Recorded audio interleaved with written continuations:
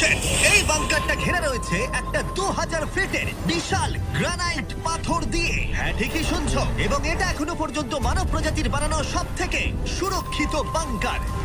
কি হবে যদি আমরা এর ভেতর দিয়ে দৌড়ে যাই? ওদের জিজ্ঞেস করো না। ওরা শুট করে দেবে। ও ঠিক আছে, আমি দৌড়ে ঠিক যাবো। আছে, চলো তাহলে দেখা যাক। আর এখানে রয়েছে একটা সুন্দর 3D ম্যাপ যেটা আমাদের দেখাচ্ছে যে এই বাংকারের ভেতরে কোথায় কোথায় ঠিক কি কি আছে। যাই হোক, এই জায়গাটা এতটাই সিক্রেট আর সিকিউর।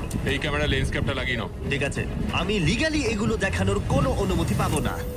আর যদি কোনোভাবে গার্ডদের তোমরা পেরিয়ে যাও, আমি কি তোমার বন্দুকটা ধরতে পারি? না, একদম না। ঠিক আছে ঠিক আছে। গার্ড, আচ্ছা। এটা জিজ্ঞেস করো না। এটা আমি ধরতে পারি? তাহলে তোমাদের সামনে আসবে এই বিশাল নিউক্লিয়ার বম্ব প্রুফ ডোর।